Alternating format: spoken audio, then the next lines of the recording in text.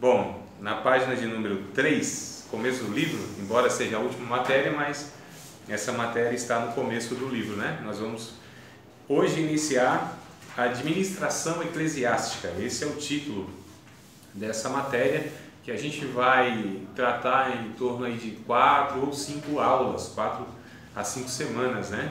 Aproximadamente.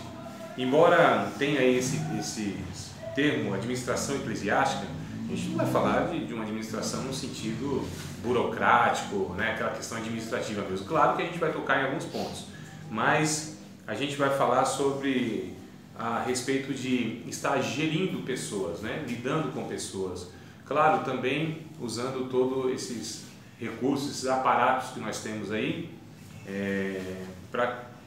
a gente vai, na verdade, discutir esses pontos para como a gente usa tudo isso para beneficiar as pessoas e veicular o reino de Deus nesse processo todo, tá? Então, antes que eu inicie, né, esse livro aqui, ó, A Mentalidade do Discípulo que Muda Tudo.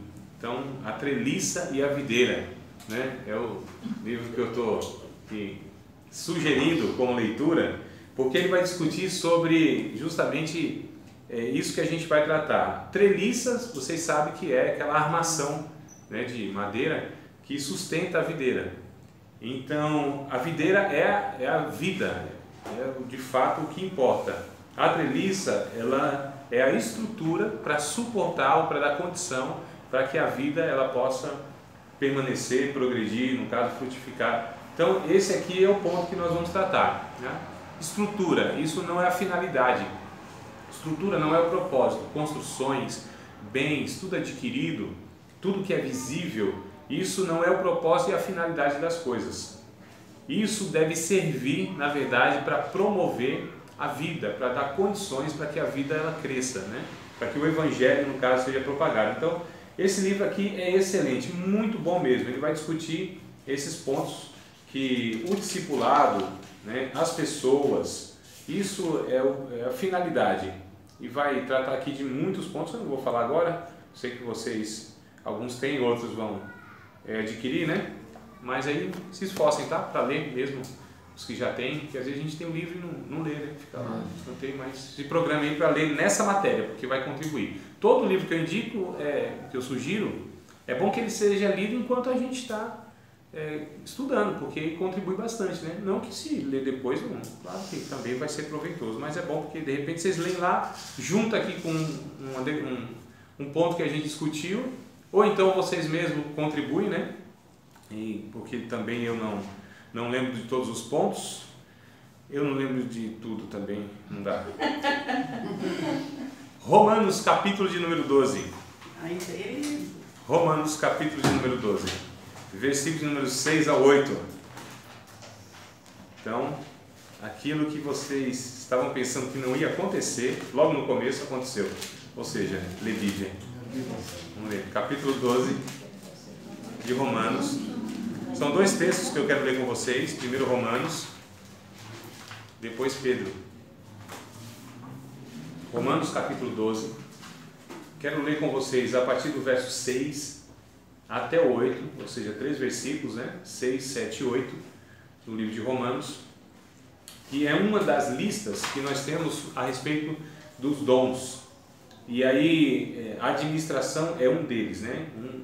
Um dos dons que tem aí na Bíblia, no Novo Testamento principalmente. Nós temos 3, a gente classifica os dons ministeriais, os dons espirituais, carismáticos, né? E os dons naturais. Então a gente divide aí em 3 classes os dons, que são habilidades, aptidões, né? Aquilo que a pessoa tem na mão para exercer, ou no reino de Deus, na própria vida. Então, isso quem dá é Deus, irmão. Todo dom que existe na humanidade, todo dom que existe na história, todo dom que existe nessa realidade, seja ela material, história humana, e na realidade celestial, todo dom é Deus que dá. O diabo não dá nenhuma habilidade absolutamente para ninguém. Ele não tem essa capacidade. O que acontece é que as pessoas usam aquilo que Deus deu de uma maneira equivocada, né? Mal intencionada, para proveito próprio. Mas os dons são de Deus, vêm de Deus. Tiago, capítulo de número 1, versículo 17. Se vocês quiserem anotar, eu recito para vocês, depois vocês confirmam se é isso mesmo. Tiago 1,17, ele vai dizer que toda boa dádiva, todo dom perfeito vem de Deus, do Pai das luzes, em quem não há mudança nem sombra de variação. Então toda boa dádiva e todo dom perfeito vem de Deus, né? Então é Deus que dá a capacidade, por exemplo, da pessoa administrar. Ela pode pegar essa habilidade, administrar de tal maneira que esconda a entrada do dinheiro, camufle isso, né? E roube para si e ninguém perceba. Então, mas e o dom de administrar? É de Deus. Agora, como ela usou isso? Aí é outra história. Não glorificou a Deus, não honrou a Deus, né? E se a gente pegar os dons espirituais, por exemplo, eu posso pegar o dom que Deus me deu, que é o dom de comunicação, de elaborar ideias, né? De juntar argumentos e levar as pessoas a chegar a um entendimento, o dom do ensino. Eu posso pegar isso para me autopromover, para manipular pessoas, para fazer com que as pessoas pensem aquilo que eu quero que elas pensem, né? Então, né? Sim, olha só, um orador assim como poucos na história humana. Imagina só. Então o cara usou esse poder de eloquência, de oratória, melhor dizendo, e a eloquência é um ponto da oratória. Ele usou isso para fazer o mal, né? Usou o poder que ele tinha de influência para fazer o mal. Então a gente percebe inclusive que o anticristo será uma pessoa que falará como ninguém. Hitler, fichinha, né? Então a gente pegar aí os grandes oradores de toda a história humana, os grandes filósofos da Grécia, essas pessoas serão assim, fichinha perto do anticristo, que será essa pessoa que terá o poder, falará, a Bíblia diz que ele falará como dragão, né? Ou seja, o poder na oratória, o poder na fala. Ele convencerá a humanidade, só os escolhidos que não serão enganados, mas o resto aí.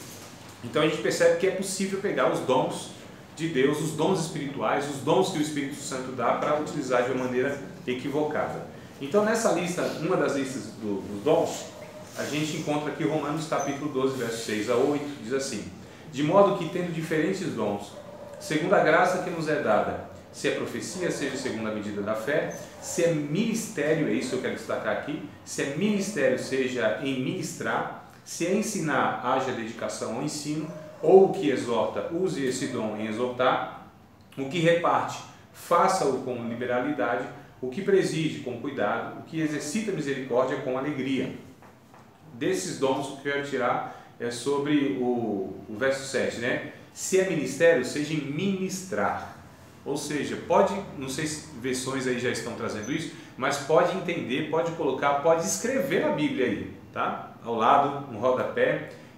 Ministério quer dizer serviço. Então, já está, servir, isso é o servir. Então não é rei não, né? Ainda bem, está certo. Eu também. Então servir, então devemos servir. Então servir. Acho que a minha versão, que é mais antiga que vocês, é tudo boa.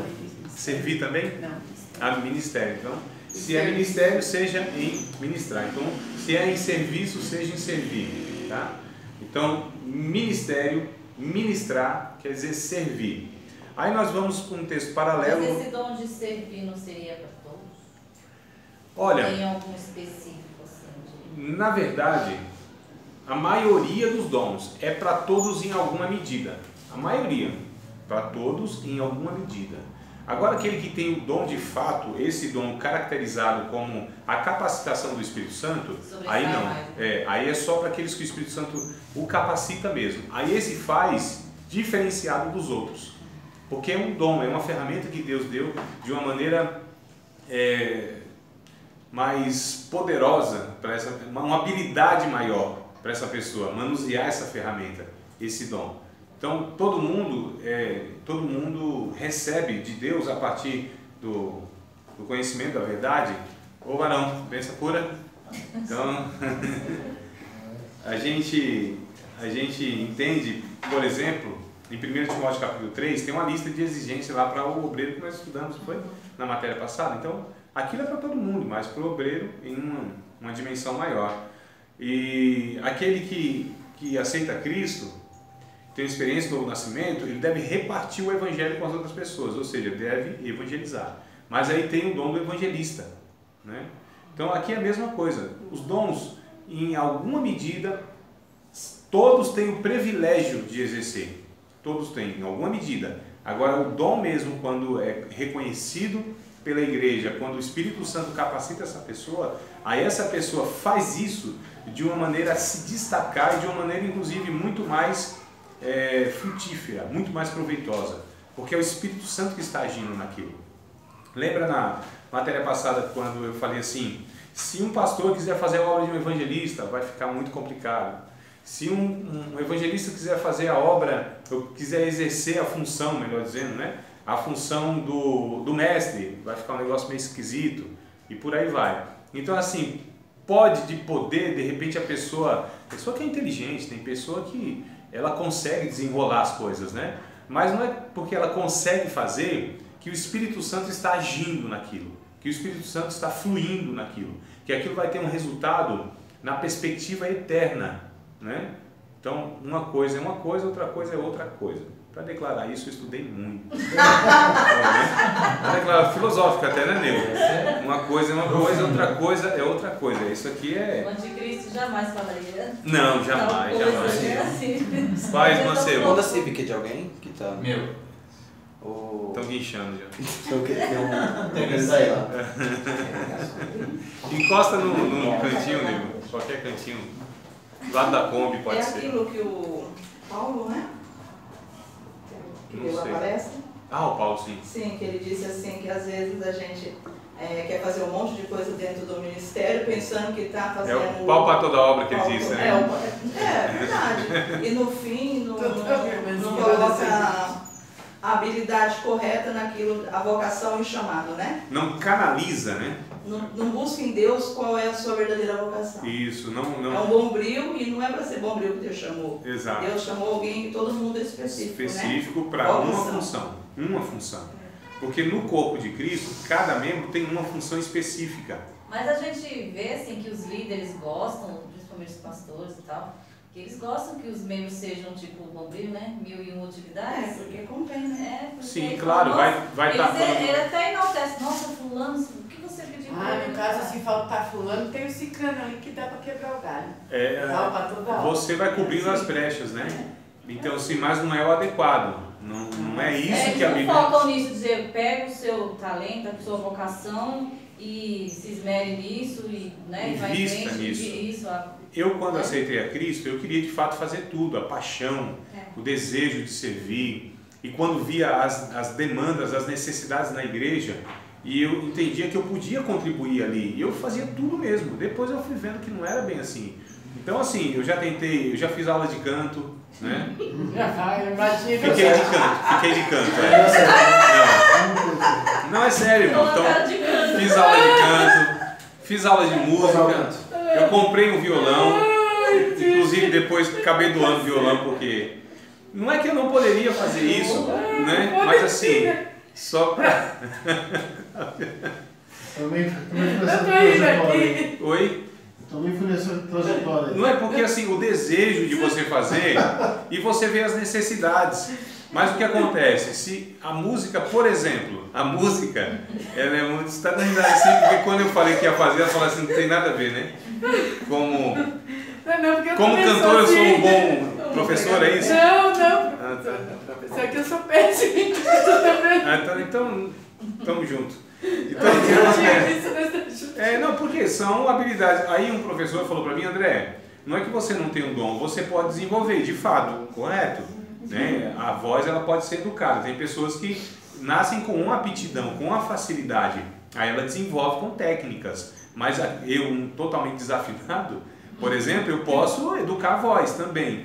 Agora, assim, o tempo que eu ia gastar nisso, o investimento que eu ia ter que ter nisso, talvez me roubaria o tempo e investimento que eu teria que ter naquilo que Deus me chamou para fazer de fato, né? Tem pessoas que conseguem conciliar, pessoa fantástica, um Paulo da vida, um apóstolo Paulo da vida, que é aquele cara que era de fato a pessoa que era usada por... Mas Paulo é uma exceção, né? Não é a regra. Paulo é uma exceção por diversos motivos, a época é diferente, né? A ocasião é outra. E de fato que pode ser que tem pessoas que Deus capacite dessa maneira, pode ser, mas assim, 1 em 1 bilhão, né? 1 em 1 milhão na história. Mas a maioria de nós não. Deus definiu. Quando a gente lê 1 aos Coríntios, capítulo de número 12, para dar tempo para vocês pegarem primeiro. 1 aos Coríntios, capítulo de número 12. A gente vê claramente aqui, irmãos, essa definição e essa declaração. No verso de número 6. Aliás, vamos ler desde o 4, né? O verso 4 até o 6. Primeiro, calma, mulher. Vamos. Não, estou lendo para mim. Sim, não. Desculpa aí. Não, para todos, vamos junto aqui no negócio. Agoniado. 1 Coríntios capítulo 12, versículo de número 4 até o verso de número 7, tá? É o que eu quero ler com vocês. Ora, a diversidade de dons, mas o Espírito é o mesmo. E a diversidade de ministérios, mas o Senhor é o mesmo. E a diversidade de operações, mas é o mesmo Deus que opera tudo em todos. Mas a manifestação do Espírito é dada a cada um para o que for útil. Olha que coisa interessante.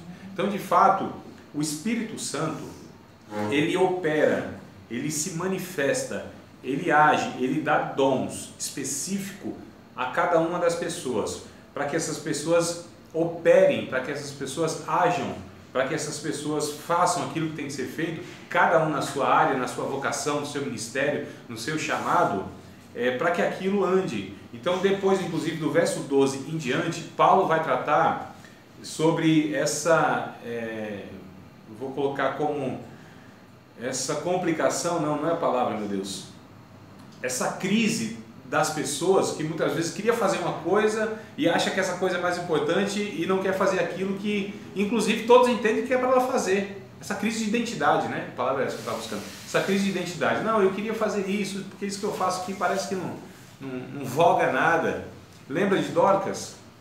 Dorcas, a mulher lá de Atos Apóstolos, que ela servia. Aquela mulher, quando morreu, foi uma comoção nacional. Né? O povo chorou, porque a mulher servia com tanta alegria, com tanto zelo, com tanta dedicação. Ela servia como? Costurando roupa. Costureira, ministério de costureira. Aí, ó. Ah, meu Deus, eu queria fazer alguma coisa no reino de Deus, ficar nessa máquina aqui costurando o dia todo. Era Dorcas. Ela fazia isso para beneficiar as pessoas, né? Os irmãos, no caso lá, e poderia fazer. Hoje tem histórias aí que depois a gente pode tratar em outro momento. Mas a questão é, cada um tem um chamado ou uma vocação, melhor dizendo, específica de Deus para atuar no reino de Deus, na igreja local e em outras atividades também sociais. Então a gente entende que cada um de nós temos, e a gente precisa, primeiro, identificar isso de uma maneira muito clara. Deus quer que eu cozinhe.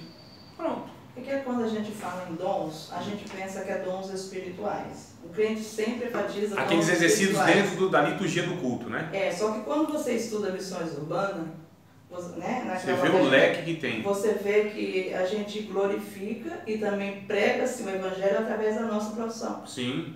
Que no caso Dorcas pregou o evangelho através de uma profissão ao qual Deus deu para ela. Servia no reino de Deus com aquela tarefa, né? Com aquela ocupação dela, que é uma coisa que fala, isso não é espiritual.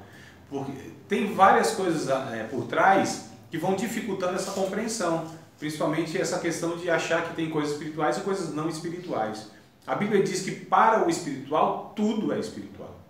Só não é espiritual para aquele que é carnal. Todas as coisas são santas para aquele que é santo. Não é? Só não é santo para aquele que não é santo, para aquele que tem um olho mau. Mas todas as coisas são boas para aquele que é bom. Bom, lá em Minas fala bom. Então tudo, né? Que é bom.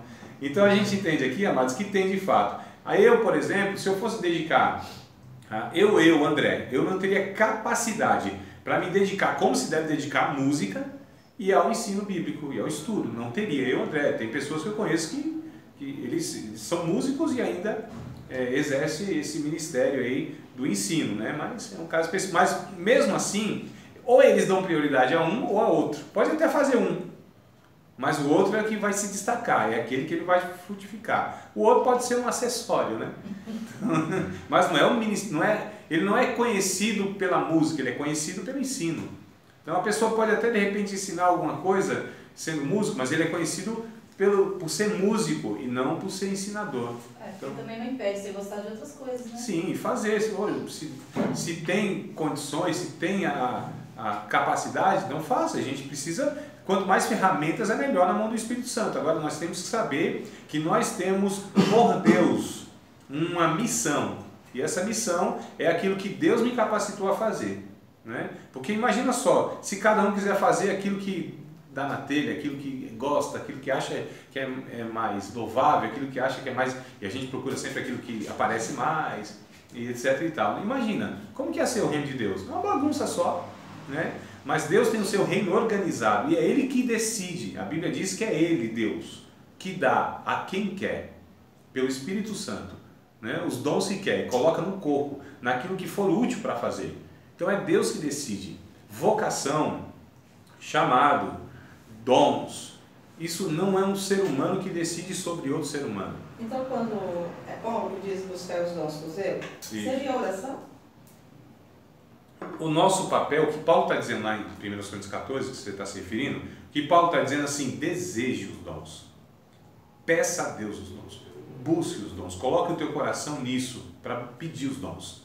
Olha só. Mas tem que pedir o dom que é da vontade de Deus sobre as nossas vidas, né? É como você está falando, às vezes o seu dom é mestre, você quer que seja cantor, por exemplo, né? Isso é por isso que eu entendo que Paulo está incentivando a gente a dizer assim, ore e peça a Deus que Ele te dê dons, né? E Ele vai dar aquele que Ele quiser, que for útil. Mas da minha parte, o desejo do meu coração tem que ser, de fato, desejar, querer tudo que Deus quer para mim. Então de muito tempo para cá, eu oro a Deus, Senhor, me dá todos os dons, o Senhor entender que o Senhor... E eu não quero nem saber desse negócio de preço, de não sei, isso aí não. Eu não quero saber de nada não.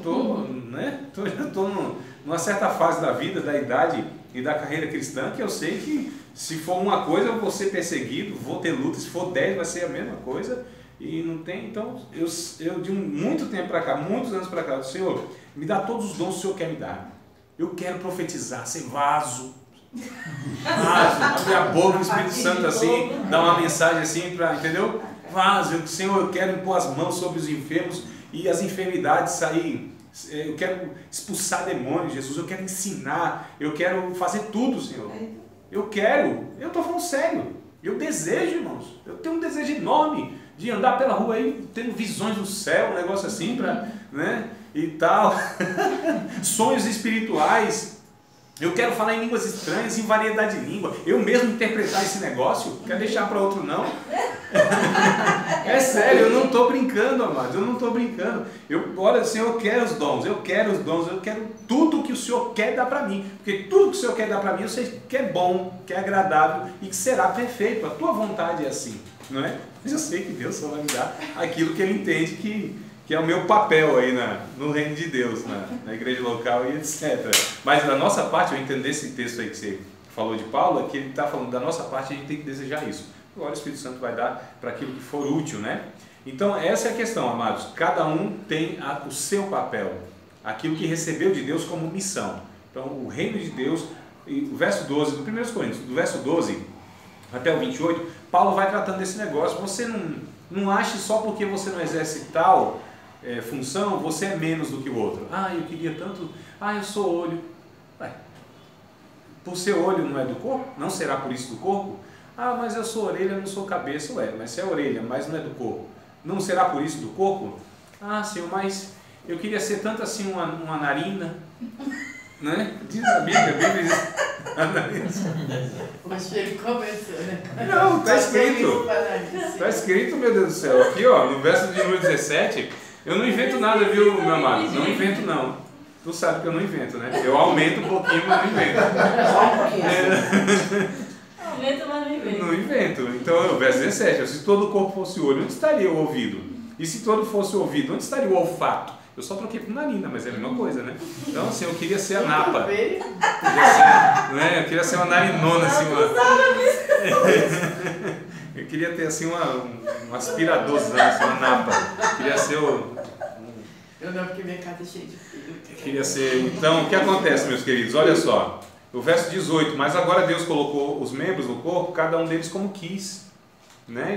É muito interessante vocês estudarem essa passagem aqui. Não é minha proposta hoje estar comentando aqui, mas seria muito interessante, principalmente do verso 12 até o 28, vocês estudarem, pegar comentário, que seria muito interessante, só para entender como Paulo trata a importância de cada um nesse processo, nessa organização de Deus, né? Nesse corpo invisível, nesse reino onde tem as funcionalidades bem definidas. Não é bagunçado o negócio não, irmãos.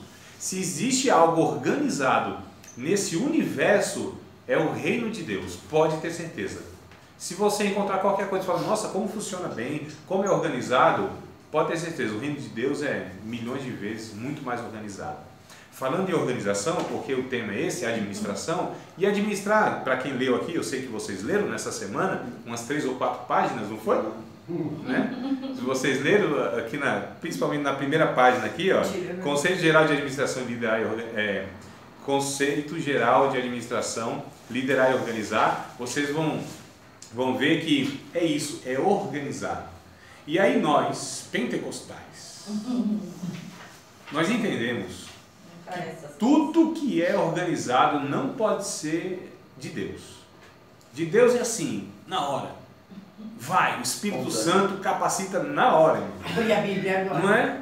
O Espírito Santo faz na hora. Se for planejado, é muito na carne, é muito mecânico, é muito engessado. Não pode ser de Deus. Tem-se essa ideia ou não tem, irmãos? Tem. Não é?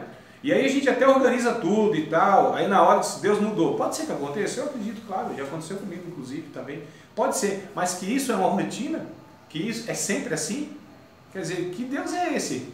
Que você organiza, você buscou a Ele, pediu a Ele uma direção, né, antecipadamente, e Ele não deu. Ele dá na hora assim um negócio bagunçado. Não, não é. Não é assim. Biblicamente não é assim. Isso não é aprovado por Deus. Que Deus pode interferir e de repente a gente estava equivocado e não entendeu a direção de Deus e preparou alguma coisa, quis fazer alguma coisa, intencionou alguma coisa e Deus mudou? Pode ser. Mas como um cotidiano, uma rotina, sempre não. Pelo contrário, eu acredito que aquilo que a gente se propõe a organizar em Deus, buscar fazer o melhor para Deus, aí sim que Deus vai dar todas as estruturas, os recursos e vai direcionando a nossa vida. Porque a gente está preocupado em fazer algo que glorifique a Deus, que honre a Deus, né? Que tenha um aproveitamento muito melhor. E a organização faz parte da natureza de Deus. Eu me lembro agora de um texto lá do Antigo Testamento, segundo Reis, que a rainha de Sabá, eu acho que eu contei para vocês nas aulas passadas, não foi? Foi. A rainha de Sabá, ela foi lá, ela ficou maravilhada com toda a organização daquele reino, aquele palácio, né? Viu tudo aquilo, como que aqueles homens subiam a rampa, que elegância, que educação, que fineza, né? Ela reparou na roupa, irmão, nas roupas, na vestimenta daqueles homens, daqueles sacerdotes, como que eles subiam a rampa, como que eles organizavam as coisas, como que era toda aquela liturgia, recepção. Se a rainha de Sabá ficou maravilhada, se isso chamou a atenção dela, inclusive para glorificar Deus posteriormente, imagina se nós fôssemos esse povo que fizesse tudo com excelência, como que nós não atrairíamos, né, a atenção das pessoas, como que essas pessoas, porque a vida social é uma bagunça, no nosso país então nem se fala, não é?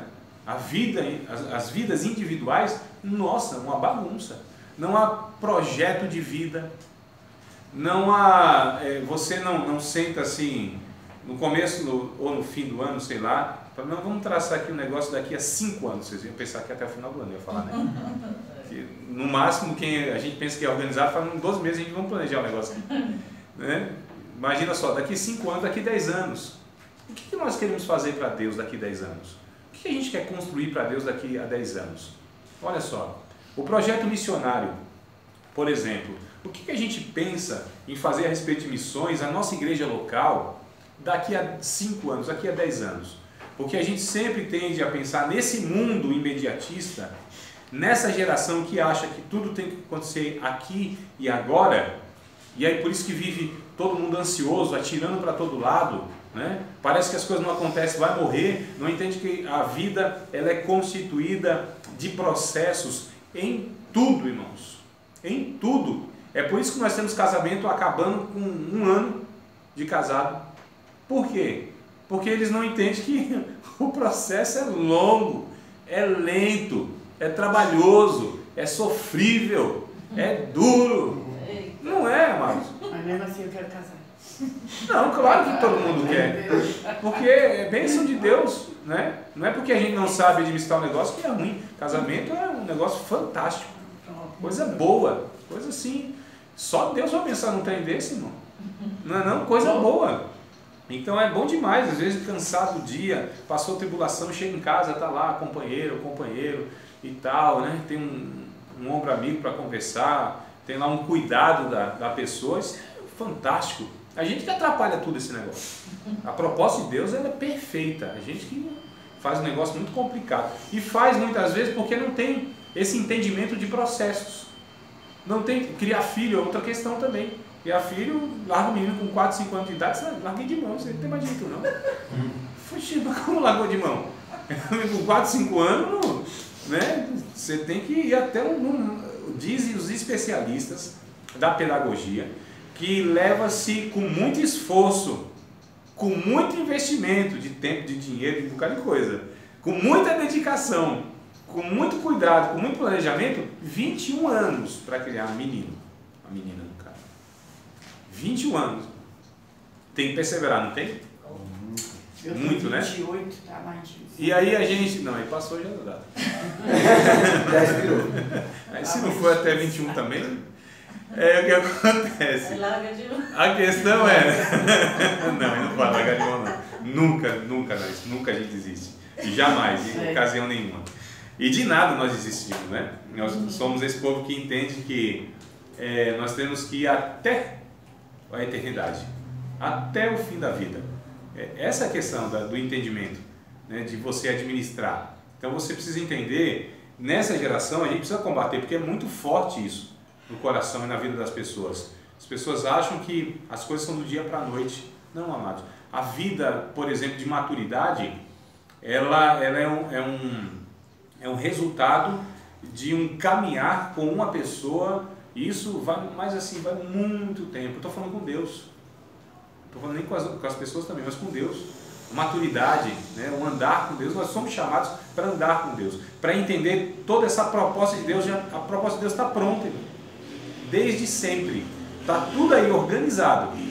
É só a gente entender cada lugar onde estão as coisas, cada ponto onde está localizado, e a gente se encaixar nesse negócio. E a gente fazer aquilo que Deus quer que a gente faça. Porque é possível que haja um risco, aliás, há um risco que é possível que aconteça com a gente, é de chegar na eternidade, passar por essa vida, realizar um monte de coisa, fazer um monte de coisa que a gente entende, inclusive, que Deus queria que a gente fizesse, e chegar na eternidade e Deus falar assim: meu filho, ó, entra aqui, vai de mansinho, porque tu não tem uma única recompensa, nada. Eu falei: que isso, Senhor? Eu fiz tanta coisa, eu fiz isso, eu fiz aquilo, realizei isso no livro e tal. Eu falei: meu filho, mas nada disso que você fez eu pedi para fazer. Inclusive, você fazendo isso, você atrapalhou um bocado de gente que era para fazer. É sério, eu não estou brincando. É bem possível que Deus fale assim: olha, você fez um monte de coisa, inclusive muito bem feita, mas eu nunca te pedi para você fazer isso. E possivelmente quando a gente faz aquilo que não deveria fazer, a gente negligencia aquilo que deveria fazer. Não é? Aqui que está o grande problema. Porque a gente deixou o nosso lugar lá vazio. Aqui a peça que era a gente, a pecinha que era a gente, que era para estar lá, estava em outro lugar, atrapalhando lá, pode ter certeza, né? Fiz muito bem feito, tá, mas se não foi o que Deus vocacionou, o que Deus te deu como missão, se você fez e fez bem feito, humanamente falando, mas fez mal feito espiritualmente falando, porque o reino de Deus é organizado. Existe, amados, quando Deus chama as pessoas, é muito interessante, ele já vai falando, e as pessoas vão dando, eu estou falando do Antigo Testamento, né? Vão dando desculpa, isso, aquilo e tal, e ele vai mostrando: não, você não está entendendo. Eu te chamei antes que você existisse. Você não tinha entrado como um embrião no ventre da tua mãe, e eu já te chamei, e já te vocacionei, e já te enviei. Olha que coisa interessante, o Jeremias, vocês devem estar lembrando, né?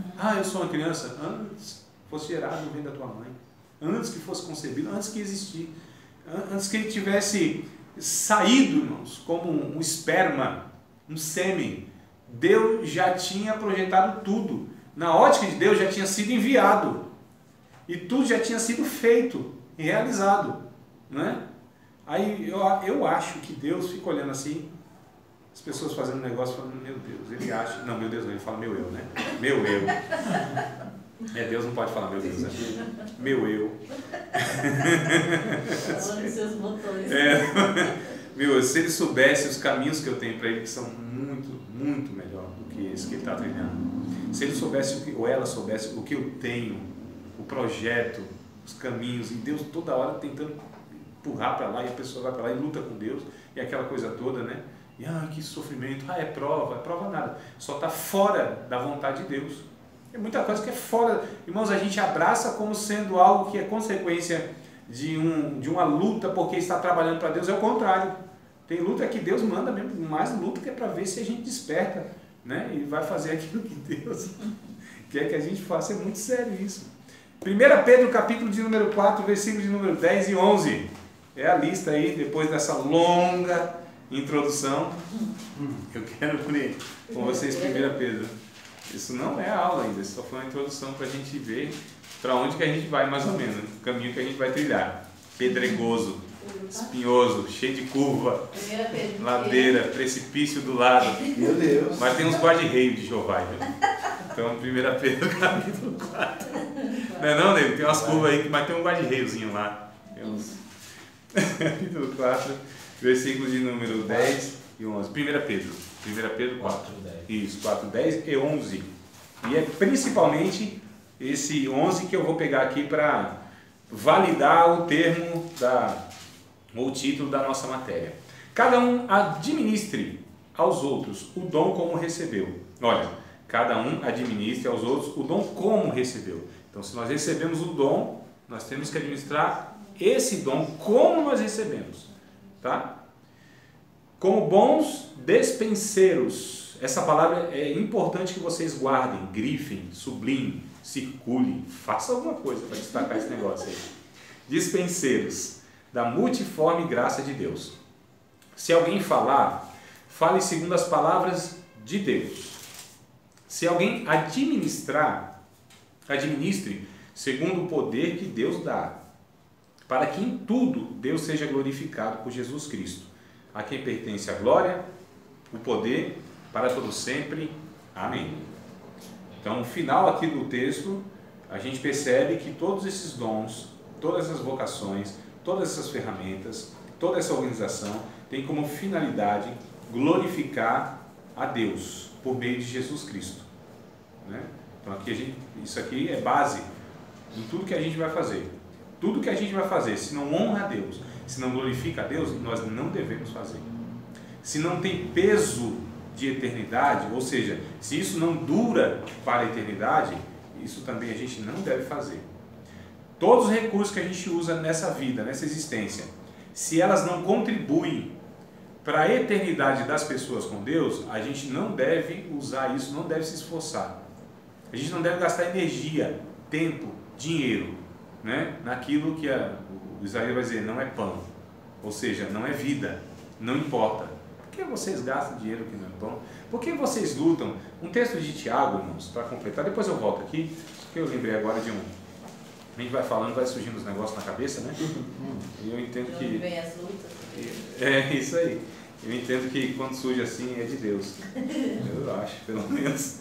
O capítulo 4 de Tiago, verso 1, 2 e 3. 1, 2 e 3.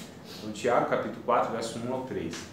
De onde vêm as guerras e pelejas entre vós? Olha só, Tiago está dizendo entre vocês, irmãos, vocês aí na igreja, de onde vêm essas guerras de vocês, essas pelejas aí no meio de vocês? Porventura não vem disso, a saber, dos vossos deleites, que nos vossos membros guerreiam? Cobiçais e nada tendes, sois invejosos e cobiçosos, e não podeis alcançar. Combateis e guerreais, e nada tendes, porque não pedes.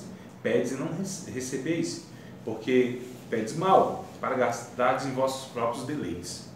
Olha, irmãos, que denúncia enorme que está aqui nesse texto. Tiago dizendo, vocês fazem um bocado de coisa, desejam um bocado de coisa, e esse desejo ele chama de cobiça, uma obra da carne, né? Cobiça. Então tem muita gente fazendo muita coisa, e a gente olha assim e fala, nossa, está fazendo para Deus, para o reino de Deus, para a igreja, mas o coração só Deus sabe essas motivações. Só Deus sabe se é uma cobiça, se é um deleite, né? E aí surgem guerras, porque quando o Espírito Santo une pessoas nas suas diversas capacidades, seus dons, para realizar algo para o reino de Deus, isso flui, honra a Deus. E não há guerra, não há ciúme, não há inveja, não há peleja, não há dissensões, não há um bocado de coisa que a gente vê aí. Se essa união é de Deus, se o Espírito Santo está agindo nisso, tudo flui e honra a Deus. Quando há essas questões que a gente às vezes presencia, inveja, ciúme, briga e dissensão e não sei o que, mesmo fazendo na igreja, no reino de Deus, pode ter certeza, as motivações elas já estão aqui denunciadas por Tiago. Olha, irmãos, não é? Então não é só o fazer, é entender inclusive o meu papel nesse processo. E nesse processo, eu achei muito interessante um irmão, acho que foi, não sei se foi falsa humildade, né? Mas tem coisa que a gente desconfia, né? Quando, né? O cara é humilde assim, fala, rapaz, será que é assim mesmo que ele sente, que ele pensa, né? E aí muita humildade. Quando a humildade mais, o santo Jesus desconfia. E aí foram algumas mensagens lá, o rapaz pregou uma mensagem, ele disse, agora, ele pregou tudo, né? Pregou tudo que tinha que ser pregado, já alimentou o povo, só me resta trazer o palitinho. Então, nessa refeição, não tinha mais nada, tu não entendeu, né? Deixa pra lá. Não. Isso, foi o tempo aqui de... Tá, mas não esquenta não, se não entender também não vai influenciar em nada aqui no aprendizado, entendeu? Coisa que não... Professor, sim. O 1 Pedro, na minha tradução, está legal. Sim, então... Sejam bons administradores dos diferentes dons que receberam de Deus, que cada um use o seu próprio dom para o bem dos outros, das outras pessoas. Então, quando a gente usa o dom em benefício da pessoa, isso é evangelho, né? Exato. Cai por terra esse egoísmo que você acabou de ler de Tiago 4. Vaidade, não há vaidade, né? Porque não é para o seu próprio deleito. Não foi para isso que Deus nos deu os dons, né? Quer dizer, é sempre, o evangelho é sempre assim, ou é para Deus ou é para o próximo. Exato. Não tem nós, né?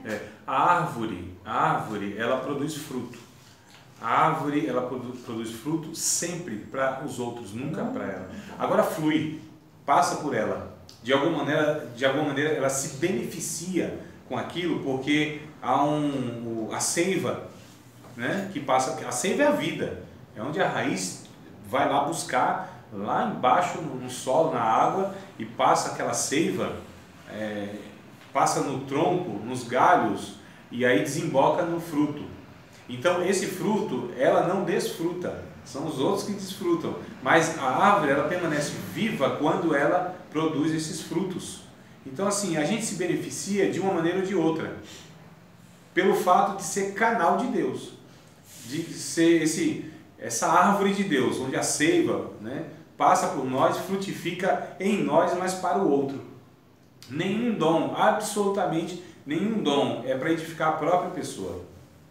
Até mesmo Paulo diz que quando alguém fala línguas estranhas, em outras línguas, se essa pessoa não tem o dom de interpretar, não deve falar alto para o outro ouvir. Diz, não proíbo e não proíbe ninguém de falar línguas. Porém, se essas línguas elas não tiver um resultado edificante para o outro, que sentido faz eu estar falando essa língua para que o outro ouça? Ele diz, fale consigo e com Deus, porque quem ora em línguas, ora bem, mas para ele, inclusive num sentido limitado, porque o entendimento fica sem fruto. Ele fala, né, que é melhor falar 5 palavras para que ele entenda, óbvio que ele está falando para ele mesmo, isso, né? Do que falar 1000 palavras em línguas. Por quê? Porque não né? edifica o outro, né? Ele diz o seguinte, olha, quem fala língua, ore para que também interprete. buscai os melhores dons, principalmente o de profetizar. Por quê? Porque as línguas edificam a mim. O de profetizar edifica a igreja. É o que ele diz. Eu estou pegando aqui 1 Coríntios capítulo 14. Vai dizer isso. Então Paulo trabalha os dons, sempre mostrando que todos esses dons é para edificar a igreja, para edificar a igreja, para edificar a igreja, para abençoar o outro. Senão não tem sentido, irmãos. Não tem sentido. Porque o sentido da coletividade, essa palavra eu não cabe, né? E a gente parece que não conjuga, né? Os verbos não conjuga tudo, porque a gente tem eu, nós, vós, eles, como que é lá? Eu, tu, ele, nós, vós e eles, né? Eu, tu, nós, vós e ele. Eu, né? Vós, eles. E o nós? E o nós? Então só cabe para nós o nós. Não cabe essa palavra eu. Entra na minha casa, entra na minha vida, mexe com minha, meu, minha. Aqueles pronomes pessoais possessivos, Yuri, que tu aprendeu na escola. Pronomes. Fala até aqui, tá, não é possível. Aí, né? Hã? Tá mais fresco Tá, aí. então, por isso, ele se agoniou, porque ele falou, eu pensei que eu estava livre da escola. Não tem jeito, você vai te perseguir por toda a tua vida. Por toda a tua vida. Pronome pessoal possessivo. Meu, minha, meus, minhas, não é isso? Então, quando a gente vê letras cantadas, meus, minhas, meu, minha, quando a gente vê muito essa questão, a pronúncia do eu, em pregações, tem alguma coisa errada nisso. Tem alguma coisa errada. Quando tem muito isso falado, pronunciado. Então, alguma coisa errada. Nós cantávamos, só a hinologia, né? O estudo da música dos hinos, vai mostrar que houve uma mudança de fato, de alguns anos para cá. Nós cantávamos sempre no sentido coletivo, sempre no sentido comunitário. Nosso Pai, nosso Deus, né? Então sempre nesse sentido. Mas congregacional, né? E congregacional é a palavra. Hoje é muito individual. Agora é minha vitória. Saúde. É como se fosse um bocado de eu indo para um lugar, sentando cada um na sua cadeirinha, olhando para o céu e buscando a Deus, para que Deus o abençoe. E aí Deus abençoando, cada um vai para a sua casa abençoado, não é? A ceia denuncia que eles faziam isso. Cada um come o que é propriamente seu e não discerne o corpo de Cristo. Porventura não é por isso que há muitos fracos, doentes e muitos que dormem? Olha só, amados. Paulo vai denunciando que aquilo que seria a comunhão, a reunião da coletividade, porque nem toda reunião existe união, né? Então existe reunião ou reuniões de eus, reunião para divisão, reunião que denuncia o egoísmo, o individualismo. Então eu posso estar junto com outras pessoas, mas no sentido individualista, preocupando-me. Então, Senhor, eu vou para a tua casa, fala comigo, me abençoa, me dá uma resposta, me dá vitória, me ajuda, me socorre. E a maioria vai assim, se reunir em algum lugar, não é? Isso é errado? Claro que é. Lógico que é. Claro que é, irmãos. Temos que sair de casa e dizer, Senhor, usa-me no dom que o Senhor me deu para abençoar alguma pessoa, algum irmão, alguém que vai entrar naquele local e está necessitado de alguma coisa. Eu escutei há bastante tempo atrás, eu não tinha aceitado a Cristo ainda, era um jovenzinho de uns 19 anos, eu acho, na Igreja Batista, lá em Santo André, e aí eu me lembro que o pastor contou uma ilustração muito curiosa, eu fiquei, tanto é que eu gravei, né? Não que eu prestava atenção em culto, pode ter certeza que não, mas aquilo lá, não sei porquê, ou sei porquê, ficou gravado assim, e ele disse que no céu e no inferno tinha duas mesas idênticas, pessoas em volta, alimento, fartura, no céu e no inferno, mesa, gente, muita comida. Só que no inferno tinha pessoas que o cotovelo não era aqui, entendeu? Era aqui, ó. Então não fazia esse movimento. Se o cotovelo era aqui, só fazia o movimento para cá. Tanto no céu quanto no inferno, era a mesma coisa também. Só que no inferno ninguém se alimentava, porque como era para cá, eles não conseguiam pegar aqui e fazer isso aqui, né? Não conseguiam. Agora no céu todo mundo se alimentava, porque pegava aqui e servia o outro. Pegava aqui e servia. Então cada um se alimentava porque o outro servia. Ninguém se servia. Mas quando o outro servia o outro, todos eram alimentados. Senso de generosidade, irmãos. Olha só. Não é? Generosidade. Isso é administração bíblica. É eu planejar, é eu organizar algo que beneficie o outro. Então a proposta de nós termos um lugar estruturado, recursos, de nós nos capacitarmos, é sempre para abençoar as outras pessoas. Imagine só, se a gente fizesse isso no casamento, na empresa, na igreja, já pensou? E nas relações. Já pensou na conjugalidade, na intimidade, se a gente fizesse isso? Já pensou que coisa fantástica? Como seria?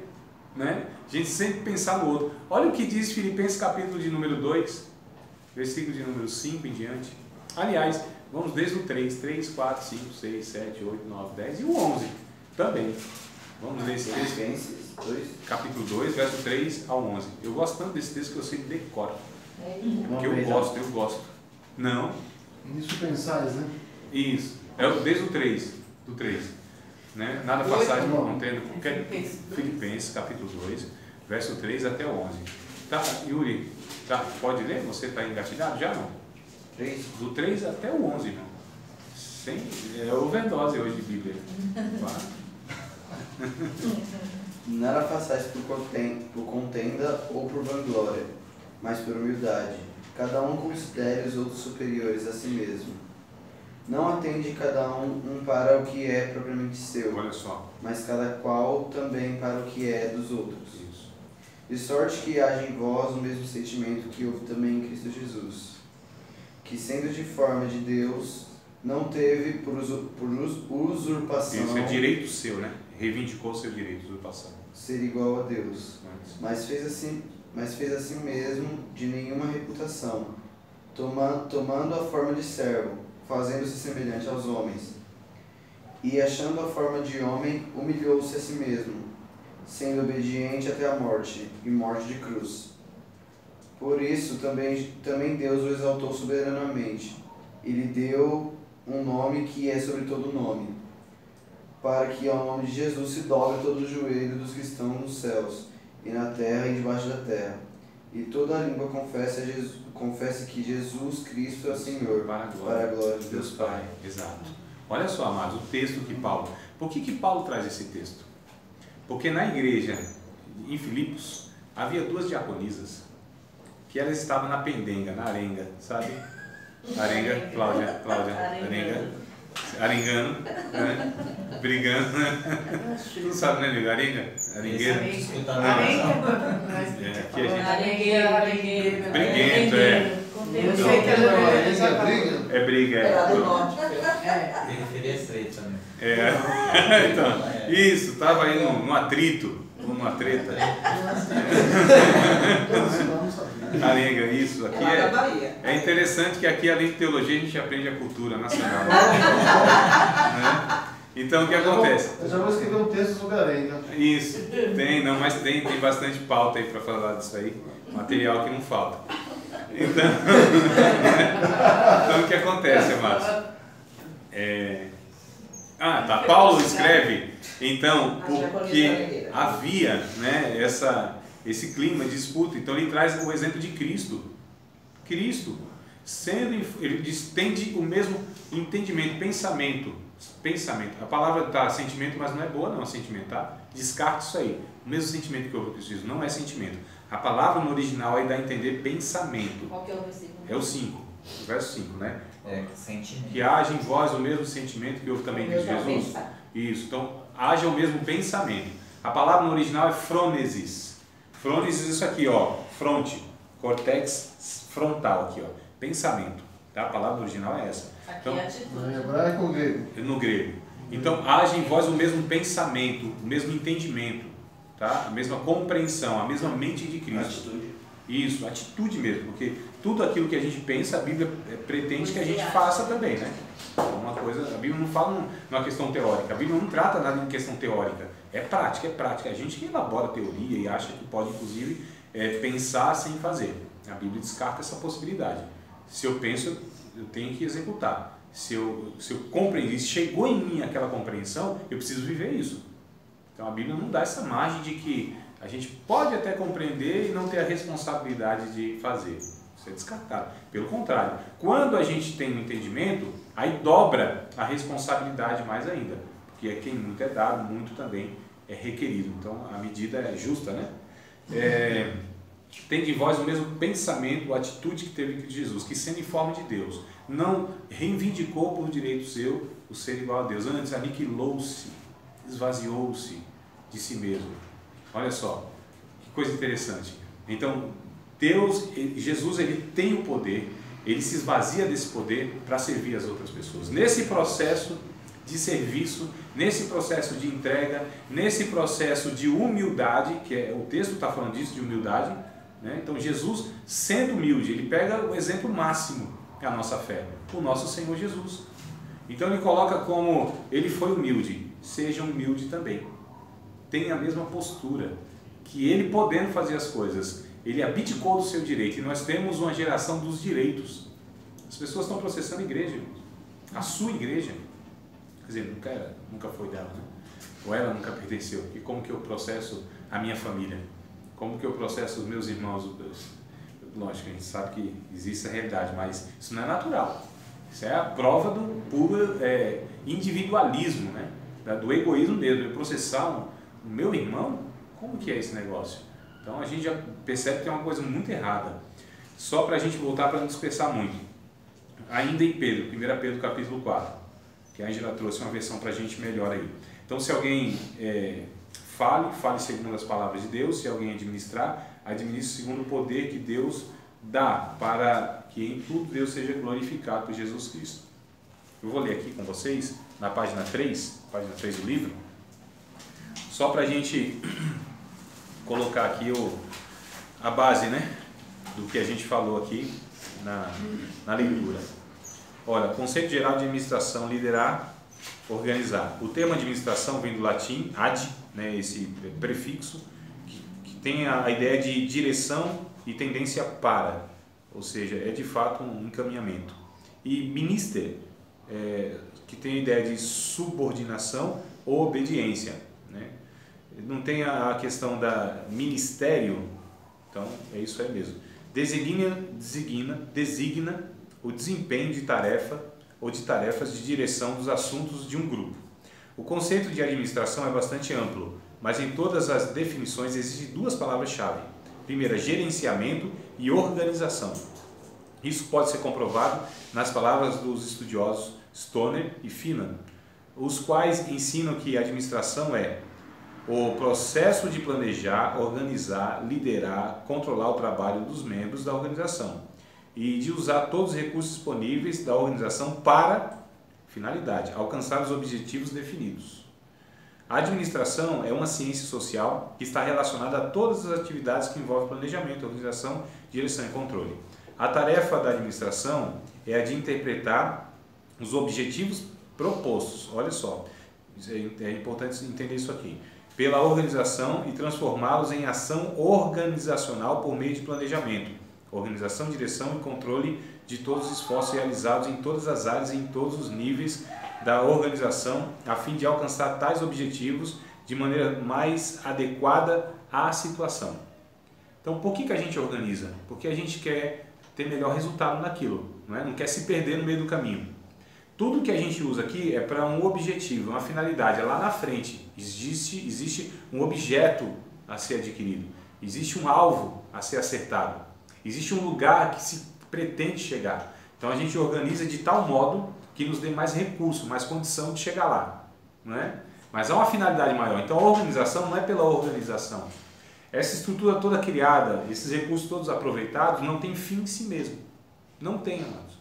Toda a estrutura que nós temos, seja arquitetônica, prédio, seja paramental, os acessórios, tudo que temos, seja social, o capital social, pessoas.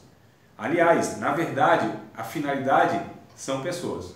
Então as próprias pessoas devem ser organizadas para edificá-las mutuamente e todas servir umas às outras. Isso é reino de Deus. A organização não é no sentido empresarial, meta, né?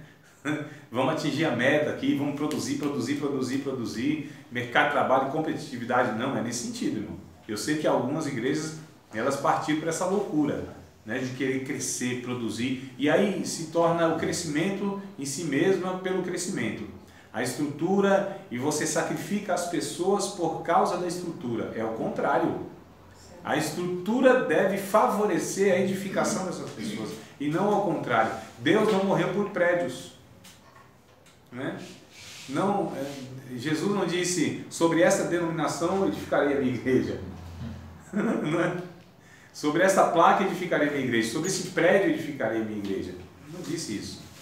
É sobre ele mesmo, ele edificaria a igreja dele. E nós somos construídos nele. 1 Pedro capítulo 2, verso 5, vamos ler o texto? Eu acho que vale essa leitura. Isso, a gente estava no 4, não é só voltar um pouquinho aí, quem não tirou da página. 1 Pedro capítulo 2, versículo de número 5, 6 e o 7. E o 8, também o 9 para não perder o embalo. Sim. Não, vamos só até o 9 mesmo. É do 5 ao 9. Pode ler, Ângela, se está engatilhado. É do capítulo 2, né? 1 Pedro 2. Vocês também, como pedras vivas, deixem que Deus os use na construção de um templo espiritual, onde vocês servirão como sacerdotes dedicados a Deus. E isso para que, por meio de Jesus Cristo, ofereçam sacrifícios que Deus aceite. Pois as Escrituras Sagradas dizem: eu escolhi uma pedra de muito valor, que agora ponho em Sião, como a pedra principal do alicerce. Quem crê nela não ficará desiludido. Essa pedra é de muito valor para vocês, os que creem, mas para os que não creem, a pedra que os construtores rejeitaram veio a ser a mais importante de todas. E em outra parte das Escrituras Sagradas dizem: esta é a pedra em que as pessoas vão tropeçar, a rocha que vai fazê-las cair. Essas pessoas tropeçaram porque não creram na mensagem, de acordo com a vontade de Deus para elas. Mas vocês são a raça escolhida, os sacerdotes do rei, a nação completamente dedicada a Deus, o povo que pertence a Ele. Vocês foram escolhidos para anunciar os atos poderosos de Deus, que o chamou na escuridão para a sua maravilhosa luz. Olha que texto fantástico, eu acho. Esse texto fantástico. Porque traz para nós aquilo que as pessoas não conseguem enxergar. Estou falando dos cristãos, inclusive. Não conseguem enxergar. Ah, mas nós somos edificados em uma pessoa. A nossa prioridade é relacionamento. Tudo deve contribuir para um relacionamento. Nessa era que nós vivemos, de uns 20 anos para cá, aproximadamente, um pouco mais para trás, mas 20 anos isso é mais evidente, principalmente nos países de terceiro mundo que somos nós. Né? Chegou isso com mais força. Essas conexões, não é relacionamento, mas esses contatos, a palavra é essa, contato de conexões. O sociólogo ele enxerga isso muito mais à frente de qualquer outro. É por isso que Zygmunt Bauman, o principal sociólogo que nós tivemos, morreu acho que 2, 3 anos atrás, alguma coisa assim, mas nesse século Zygmunt Bauman foi o cara que teve mais expressão na questão da sociologia. E ele, em 1960, ele já usava um termo que a gente usa hoje comumente, mas em 1960 não se usava esse termo de as pessoas se conectarem. As pessoas têm conexões. Hoje, por causa da internet e o mundo aí tecnológico, isso é uma linguagem natural, né? Comum, todo mundo fala. Mas em 1960 essa linguagem não era usada, mas ele já identificava. Tanto é que ele escreve um livro chamado de Relações Fluidas, né? Uma sociedade líquida, que tudo se esvai, que tudo se desmancha, não há nada sólido. Ele já identificava que as relações iam se fluidificando, né? Então antes, a gente sabe, uma geração, né? O Yuri não, que é bem jovem, não viveu isso, não presenciou isso, é outra geração. Então a gente sabia que para desfazer uma amizade, nossa, irmão, que luta, que dificuldade. Desfazer amizade. Hoje, deleta. Não é verdade? Não, é sério. Você deleta.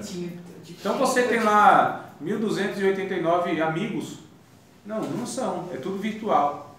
Mas se você, sabe, num negócio, sei lá, muita divergência, não, deleta, exclui.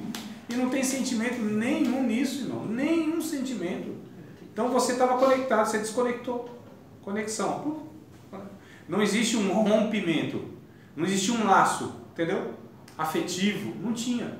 Não tinha algo que estava assim entrelaçado. E quando você foi romper, um levou um pedaço do outro. E ficou algum pedacinho no outro. Porque existia história. Porque existiam momentos bons e ruins que passaram juntos. Né? Para você olhar no olho do outro e falar assim, eu não quero ser mais teu amigo, nossa, irmãos. É profundo. Havia uma química no corpo assim que era um negócio doido. É ou não é? Não estou brincando.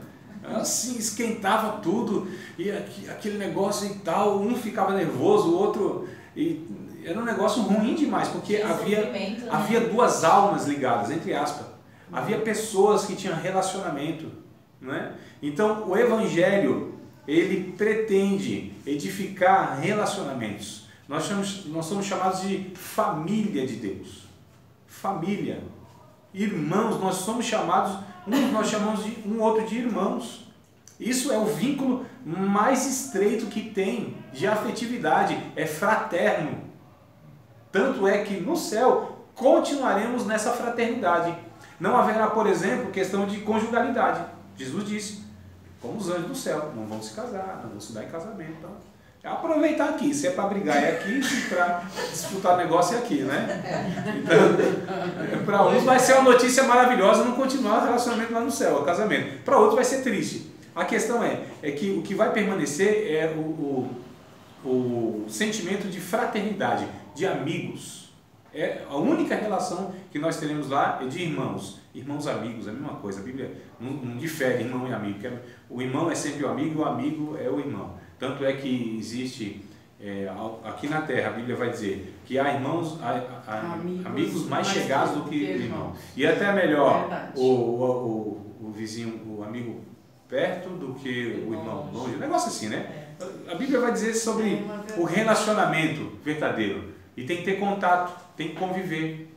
Então, aqui no texto de 1 Pedro, ele vai dizer isso, que nós somos essas pedras vivas, edificando casa espiritual, para oferecer a Deus sacrifício em Cristo Jesus. Então, o que Deus está erigindo é um corpo, é um templo santo, onde o seu Espírito habita. Ele disse, eu não habito em templo feito por mãos de homens. Então, tijolo, pedra, o que a gente consegue adquirir de bens aqui, tudo isso deve servir como ferramenta ou ferramental para que essas pessoas sejam salvas. E se a gente precisar vender um prédio para salvar uma pessoa, a gente deve fazer isso.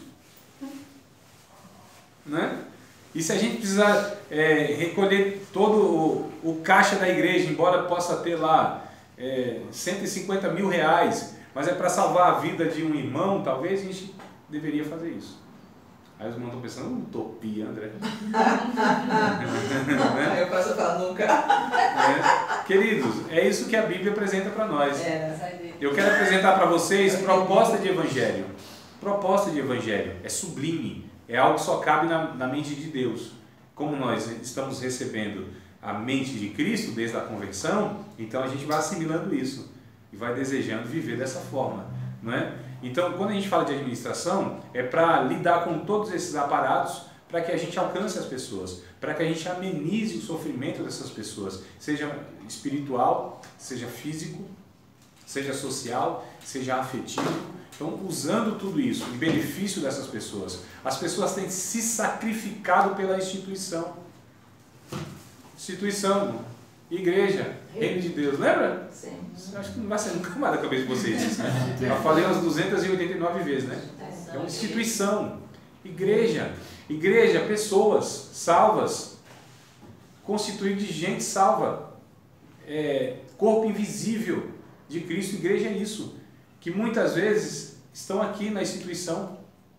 Tem igrejas que tem filhos que Deus não tem, Deus tem filhos que a igreja não tem. Instituição, Mas igreja é o corpo de Cristo, constituído dos salvos, em todos os tempos e em todos os lugares. Igreja, gente, pessoa, né? Que deve fazer o quê? Servir o reino de Deus, que são outras pessoas, que não fazem parte desse corpo, mas que estão lá no reino de Deus e que devem ser trazidas aqui para esse corpo. Esse corpo deve usar essa estrutura aqui, ó, treliça, videira, que é a vida. A vida está aqui, ó. O Espírito Santo habita aqui, ó, na igreja, nas pessoas. E a gente confunde, né? É porque ficou tão fixado na nossa mente. Que nós estamos no tempo. Igreja é a mesma coisa que denominação, prédio, localidade, geografia, CNPJ, não é? Então, tanto é que fala igreja, todo mundo entende. É isso aqui. Isso aqui é prédio, é denominação, é geografia, é CNPJ. É tudo, isso tá, quando fala igreja. Mas quando a Bíblia trata de igreja, ele, na maioria das vezes, vai tratar de salvos em todo o mundo, em toda a história humana, geralmente. Poucas vezes fala de igreja local. E quando fala de igreja local, fala de um punhado de pessoas que se reúnem numa casa, numa praça e num templo, inclusive, também. Né? Então, olha só, nas casas, nas praças e nos templos se reuniu a igreja. Então, a igreja se reúne, inclusive, no templo, se reúne nas praças, se reúne nas casas, 2 ou 3, numa esquina, Jesus no meio, o culto está feito, a adoração, tudo certo, um cuidando do outro, se pastoreando. Né? Então, a gente entende que a administração eclesiástica deve tratar sobre como que a gente lida, então, com tudo isso para alcançar, abençoar pessoas. E a gente não pode, jamais, sacrificar pessoas. Porque nós não estamos aqui querendo criar um império. Eu sei que tem um bocado de gente que tem se esforçado e muito para fazer isso. E tem sacrificado um monte de coitadinhos, né? Para erigir, para edificar os seus impérios. Isso é Babilônia. E aí Deus diz assim, sai dela, povo meu. Não é só sair do lugar, sai do sistema, da mentalidade. Sai dessa loucura. Isso não é vida cristã, né? Sai desse sistema que quer... Eu passei para vocês aquela música Sistema, né? Uhum. Lembra? Sim. Não é lindo? Sistema quer... Ouvi muito ela. O sistema isso, o sistema quer fazer isso. O sistema ele é voraz. O sistema destrói. O sistema é religioso. Isso é religião. Quando a gente quer edificar alguma coisa aqui. Isso é igreja chamado de Babel, irmãos. Né? Deus disse, ó, se espalha, vai para todo mundo, em todos os lugares. O povo disse, não, vamos ficar aqui e erigir para nós, fazer um nome para nós. O texto diz isso, né? Eles queriam fazer um nome para eles.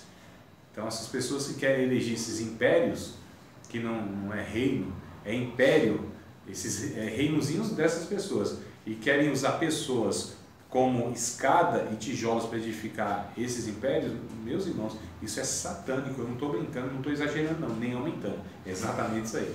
Isso é satânico, não é? Porque aquilo que está, o ego, o deleite, as guerras e as pelejas, de onde surge tudo isso?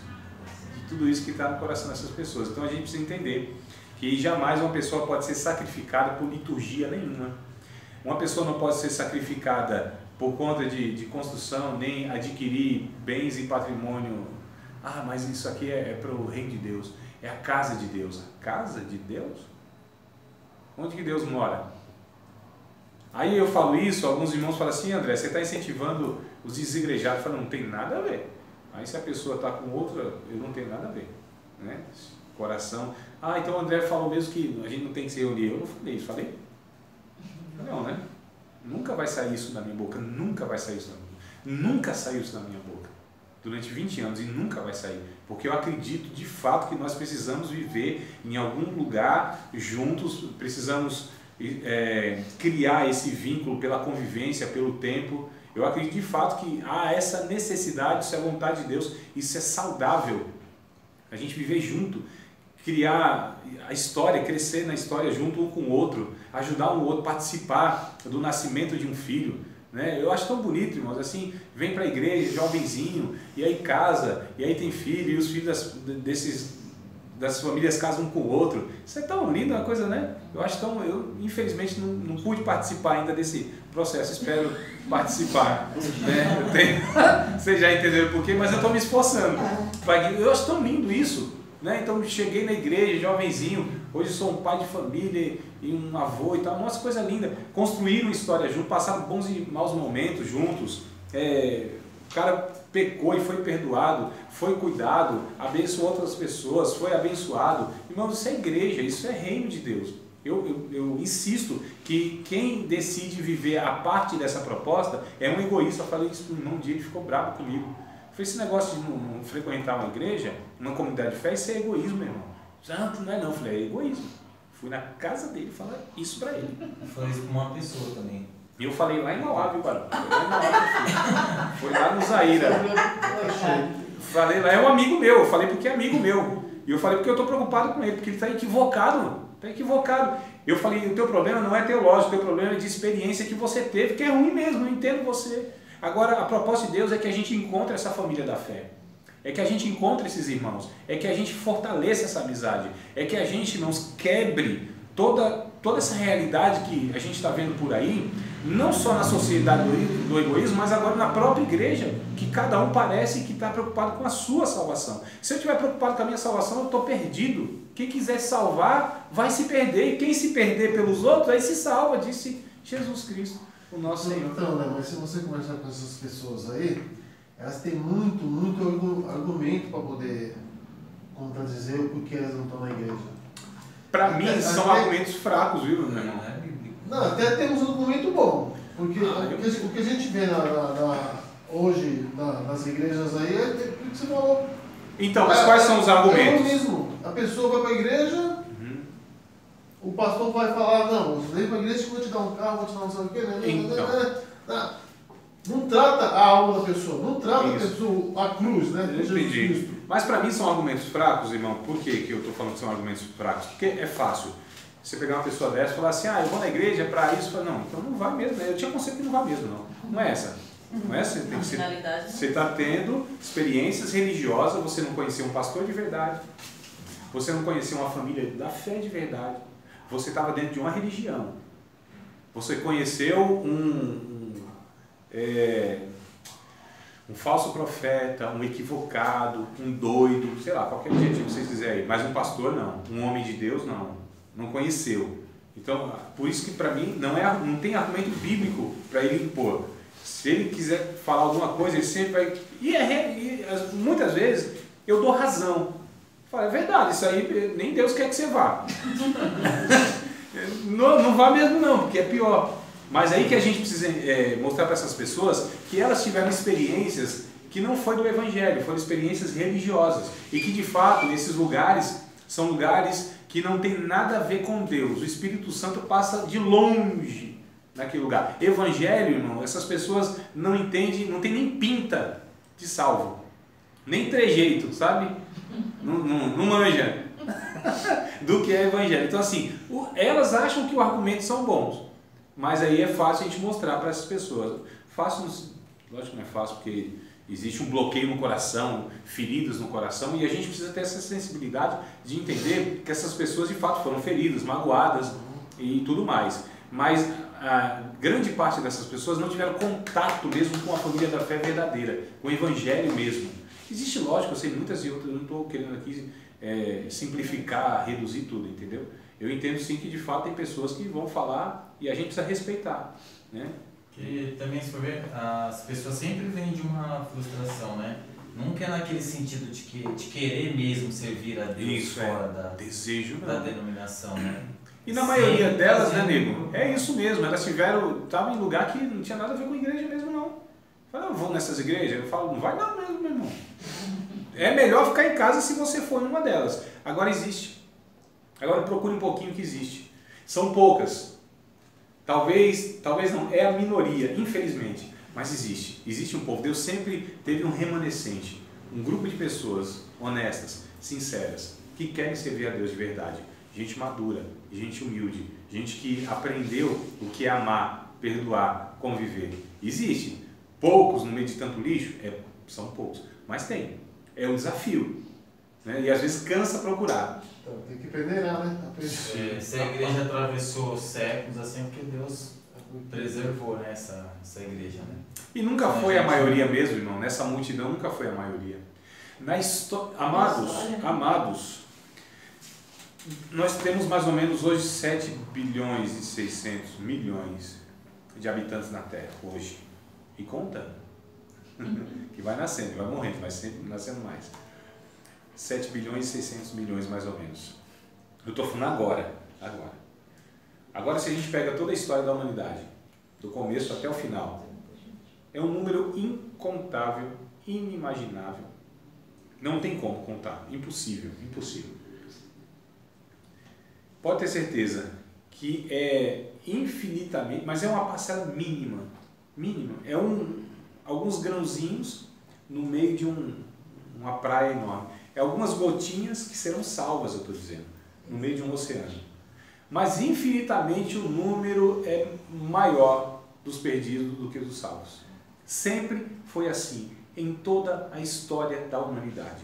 Se você pega dilúvio, antes do dilúvio, no dilúvio, se você pega todo Israel, toda a história de Israel, aqueles milhares de anos, toda a história da igreja, esses 2000 anos, se você pega sempre a minoria, sempre o povozinho de Israel, o bichinho de Jacó. Eu acho que é até nordestino o profeta, né? Ó, bichinho de Jacó, povozinho de Israel, ó, pequeno rebanho, a Deus agradou dar-vos o reino. Sempre foi a minoria, sempre foi um punhado, irmãos, uma pencazinha de sal, né?